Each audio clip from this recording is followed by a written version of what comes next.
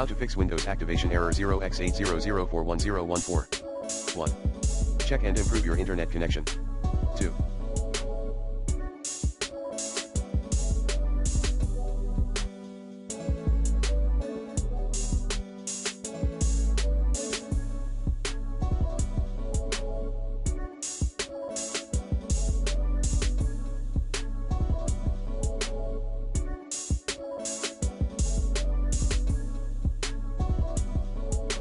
Make sure you entered the correct license key.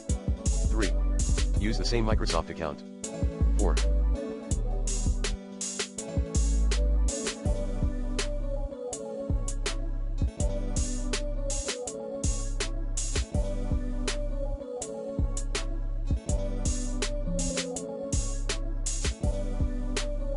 Run Windows Activation Troubleshooter.